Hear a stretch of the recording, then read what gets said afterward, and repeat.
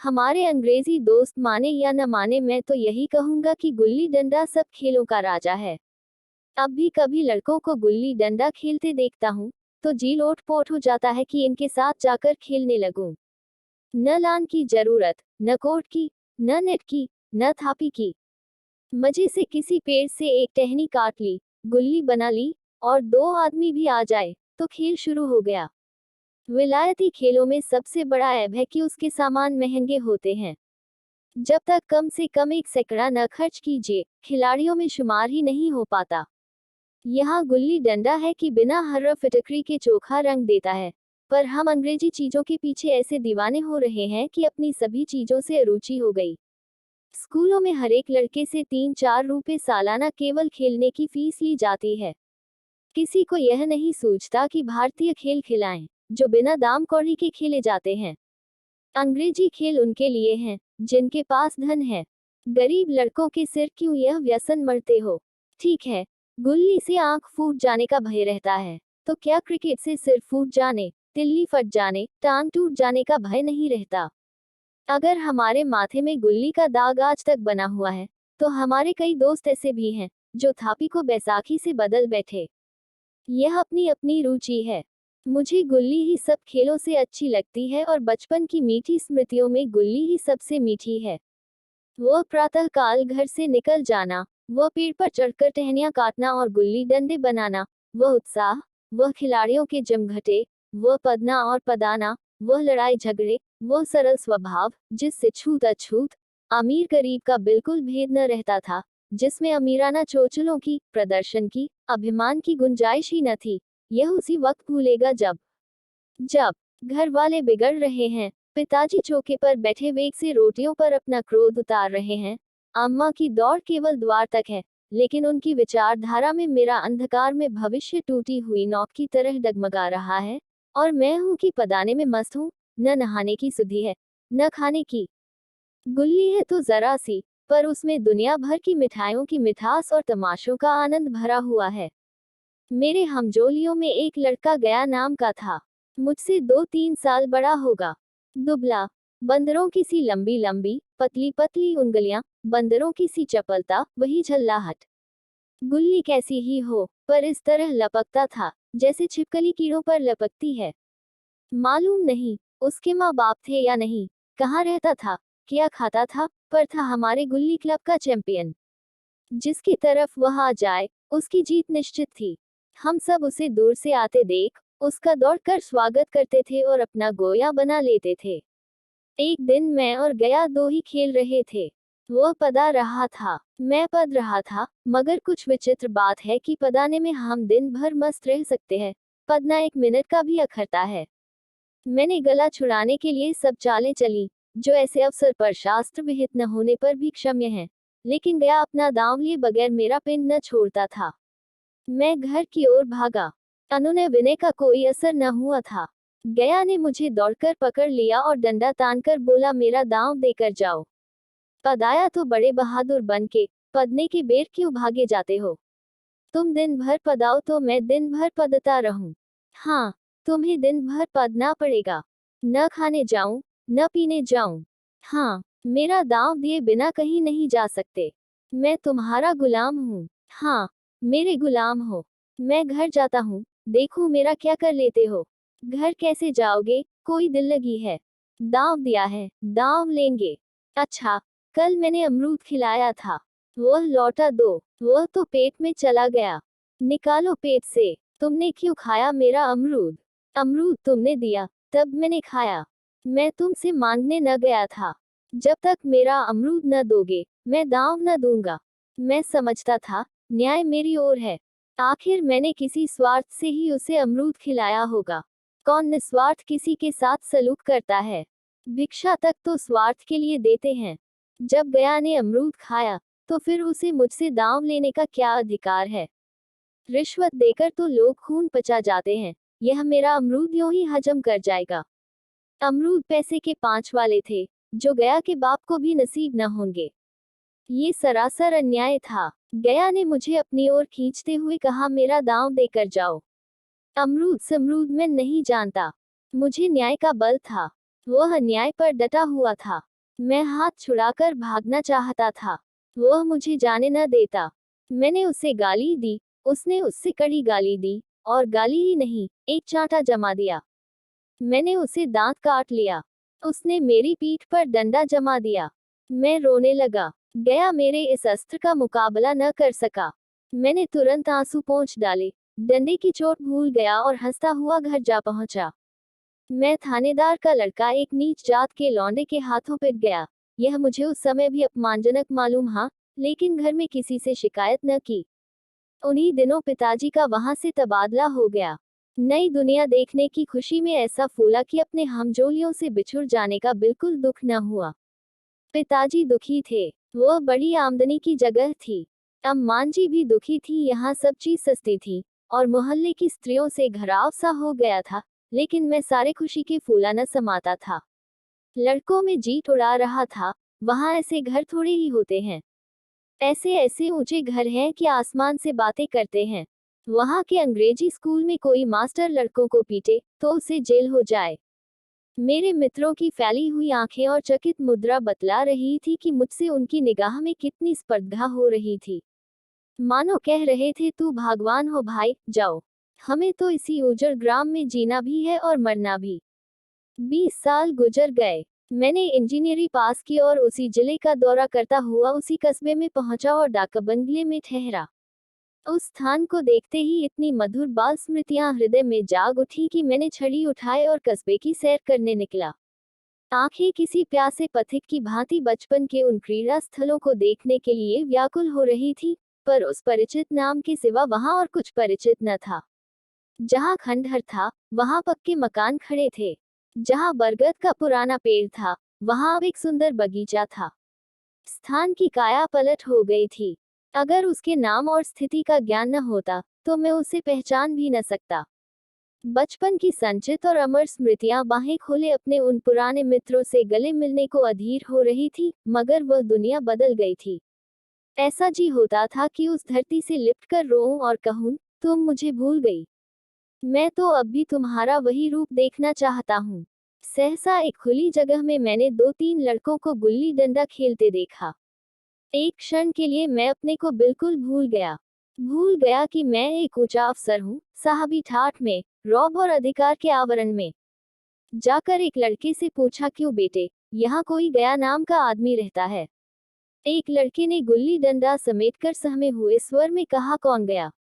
गया चमार। मैंने यूं ही कहा, हाँ हाँ वही। गया नाम का कोई आदमी है तो शायद वही हो। हाँ है तो जरा उसे बुला सकते हो? लड़का दौड़ता हुआ गया और एक क्षण में एक 5 हाथ के काले देव को साथ लिए आता दिखाई दिया। मैं दूर से ही पहचान गया।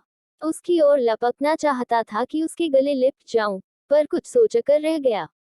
बोला, कहो गया, मुझे पहचानते हो? गया ने झुककर सलाम किया, हाँ मालिक, भला पहचानूंगा क्यों नहीं। आप मजे में हो? बहुत मजे में। तुम अपनी कहो। डिप्टी साहब का साइस हूँ। मतई, मोहन, दुर्गा सब कहाँ हैं? कुछ खबर है? मतई तो मर गया। दुर्गा और मोहन दोनों डाकिया हो गए हैं। आप? मैं तो जिले का इंजीनियर हूँ। सरकार तो पहले ही बड़े जहीन थे। आप कभी गुल्ली डंडा खेलते हो? गया ने मेरी ओर प्रश्न भरी आंखों से देखा। अब गुल्ली डंडा क्या खेलूंगा सरकार, अब तो धंधे से छुट्टी नहीं मिलती। आओ, आज हम तुम खेलें। तुम पदाना, हम पदेंगे। तुम्हारा एक दांव हमारे ऊपर है, वो आज ले लो। गया बड़ी मुश्किल से राजी हुआ। वो ठहरा टके का मजदूर, मैं एक बड़ा अफसर। हमारा और उसका क्या जोड़। बेचारा झेप रहा था, लेकिन मुझे भी कुछ कम झेप न थी। इसलिए नहीं कि मैं गया के साथ खेलने जा रहा था, बल्कि इसलिए कि लोग इस खेल को अजूबा समझकर इसका तमाशा बना लेंगे और अच्छी खासी भीड़ लग जाएगी। उस भीड़ में वह आनंद कहाँ रहेगा, पर खेले बगैर तो रहा नहीं जाता। आखिर निश्चय हुआ कि दोनों जने बस्ती से बहुत दूर खेलेंगे और बचपन की उस मिठाई को खूब रस ले लेकर खाएंगे। मैं गया को लेकर डाक बंगले पर आया और मोटर में बैठकर दोनों मैदान की ओर चले। साथ में एक कुल्हाड़ी ले ली। मैं गंभीर भाव धारण किए हुए था, लेकिन गया इसे अभी तक मजाक ही समझ रहा था। फिर भी उसके मुख पर उत्सुकता या आनंद का कोई चिन्ह न था। शायद वह हम दोनों में जो अंतर हो गया था, यही सोचने में मगन था। मैंने पूछा, तुम्हें कभी हमारी याद आती थी गया? सच कहना। गया झेपता हुआ बोला, मैं आपको याद करता हजूर, किस लायक हूँ? भाग में आपके साथ कुछ दिन खेलना बदा था, नहीं मेरी क्या गिनती। मैंने कुछ उदास होकर कहा, लेकिन मुझे तो बराबर तुम्हारी याद आती थी। तुम्हारा वह डंडा जो तुमने तान कर जमाया था, याद है न? गया ने पछताते हुए कहा, वह लड़कपन था सरकार, उसकी याद न दिलाओ। वाह, वह मेरे बाल जीवन की सबसे रसीली याद है। तुम्हारे उस डंडे में जो रस था, वह तो अब न आदर सम्मान में पाता हूँ, न धन में। इतनी देर में हम बस्ती से कोई 3 मील निकल आए।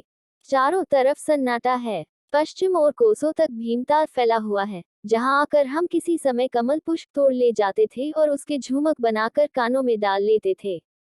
जेठ की संध्या केसर में डूबी चली आ रही है। मैं लपक कर एक पेड़ पर चढ़ गया और एक टहनी काट लाया। चटपट गुल्ली डंडा बन गया।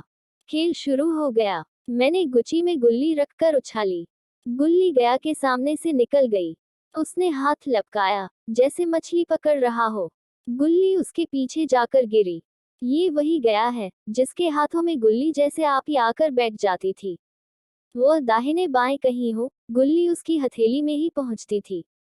जैसे गुल्लियों पर वशीकरण डाल देता हो।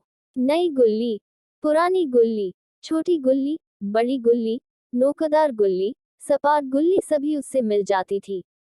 जैसे उसके हाथों में कोई चुंबक हो, गुल्लियों को खींच लेता हो, लेकिन आज गुल्ली को उससे वह प्रेम नहीं रहा। फिर तो मैंने पदाना शुरू किया। मैं तरह तरह की धांधलियां कर रहा था। अभ्यास की कसर बेईमानी से पूरी कर रहा था। हुच जाने पर भी डंडा खेले जाता था। हालांकि शास्त्र के अनुसार गया की बारी आनी चाहिए थी। गुल्ली पर ओछी चोट पड़ती और वह जरा दूर पर गिर पड़ती, तो मैं झपट कर उसे खुद उठा लेता और दोबारा टानर लगाता। गया ये सारी बेकायदगियां देख रहा था, पर कुछ न बोलता था, जैसे उसे वह सब कायदे कानून भूल गए। उसका निशाना कितना अचूक था। गुल्ली उसके हाथ से निकलकर टन से डंडे से आकर लगती थी। उसके हाथ से छूटकर उसका काम था डंडे से टकरा जाना, लेकिन आज वह गुल्ली डंडे में लगती ही नहीं। कभी दाहिने जाती है, कभी बाएं, कभी आगे, कभी पीछे। आधे घंटे पदाने के बाद एक गुल्ली डंडे में आ लगी। मैंने धांधली की, गुल्ली डंडे में नहीं लगी। बिल्कुल पास से गई, लेकिन लगी नहीं। गया ने किसी प्रकार का असंतोष प्रकट नहीं किया। न लगी होगी। डंडे में लगती तो क्या मैं बेईमानी करता? नहीं भैया, तुम भला बेईमानी करोगे? बचपन में मजाल था कि मैं ऐसा घपला करके जीता बचता। यही गया गर्दन पर चढ़ बैठता, लेकिन आज मैं उसे कितनी आसानी से धोखा दिए चला जाता था। गधा है। सारी बातें भूल गया। सहसा गुल्ली फिर डंडे से लगी और इतनी जोर से लगी, जैसे बंदूक छूटी हो। इस प्रमाण के सामने अब किसी तरह की धांधली करने का साहस मुझे इस वक्त भी न हो सका, लेकिन क्यों न एक बार सबको झूठ बताने की चेष्टा करूं। मेरा हरज की क्या है? मान गया तो वाह वाह, नहीं तो 4 हाथ पदना ही तो पड़ेगा। अंधेरा का बहाना करके जल्दी से छुड़ा लूंगा। फिर कौन दांव देने आता है? गया ने विजय के उल्लास में कहा, लग गई, लग गई। टन से बोली। मैंने अनजान बनने की चेष्टा करके कहा, तुमने लगते देखा? मैंने तो नहीं देखा। टन से बोली, है सरकार। और जो किसी ईंट से टकरा गई हो। मेरे मुख से यह वाक्य उस समय कैसे निकला, इसका मुझे खुद आश्चर्य है। इस सत्य को झुठलाना वैसा ही था, जैसे दिन को रात बताना। हम दोनों ने गुल्ली को डंडे में जोर से लगते देखा था, लेकिन गया ने मेरा कथन स्वीकार कर लिया। हाँ, किसी ईंट में ही लगी होगी। डंडे में लगती तो इतनी आवाज न आती। मैंने फिर पदाना शुरू कर दिया, लेकिन इतनी प्रत्यक्ष धांधली कर लेने के बाद गया की सरलता पर मुझे दया आने लगी, इसीलिए जब तीसरी बार गुल्ली डंडे में लगी, तो मैंने बड़ी उदारता से दांव देना तय कर लिया।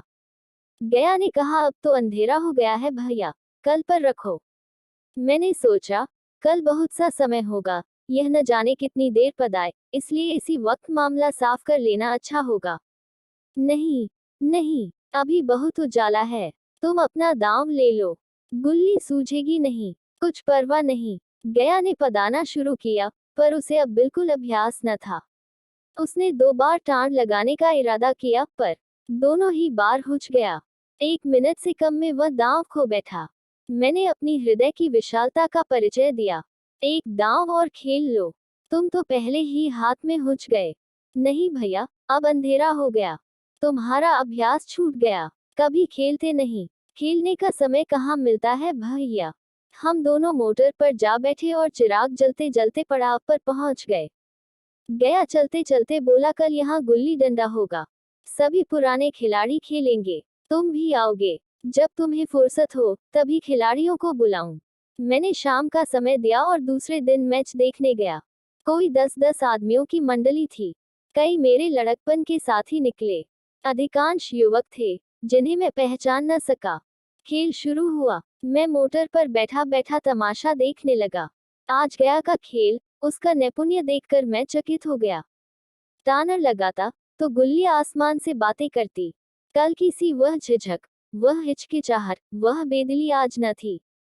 लड़कपन में जो बात थी, आज उसने प्रौढ़ता प्राप्त कर ली थी। कहीं कल इसने मुझे इस तरह पदाया होता तो मैं जरूर रोने लगता। उसके डंडे की चोट खाकर गुल्ली 200 गज की खबर लाती थी। पदने वालों में एक युवक ने कुछ धांधली की। उसने अपने विचार में गुल्ली लपक ली थी। गया का कहना था गुल्ली जमीन में लगकर उछली थी। इस पर दोनों में ताल ठोकने की नौबत आई है। युवक दब गया। गया का तमतमाया हुआ चेहरा देखकर डर गया। अगर वह दब न जाता तो जरूर मारपीट हो जाती। मैं खेल में न था, पर दूसरों के इस खेल में मुझे वही लड़कपन का आनंद आ रहा था जब हम सब कुछ भूलकर खेल में मस्त हो जाते थे। अब मुझे मालूम हुआ कि कल गया ने मेरे साथ खेला नहीं, केवल खेलने का बहाना किया। उसने मुझे दया का पात्र समझा। मैंने धांधली की, बेईमानी की, पर उसे जरा भी क्रोध न आया। इसलिए कि वह खेल न रहा था, मुझे खिला रहा था, मेरा मन रख रहा था। वह मुझे पदाकर मेरा कचूमर नहीं निकालना चाहता था। मैं अब अफसर हूँ। यह अफसरी मेरे और उसके बीच में दीवार बन गई है। मैं अब उसका लिहाज पा सकता हूँ, अदब पा सकता हूँ, साहचर्य नहीं पा सकता। लड़कपन था, तब मैं उसका समकक्ष था। ये पद पाकर अब मैं केवल उसकी दया योग्य हूँ। वह मुझे अपना जोड़ नहीं समझता। वह बड़ा हो गया है, मैं छोटा हो गया हूँ।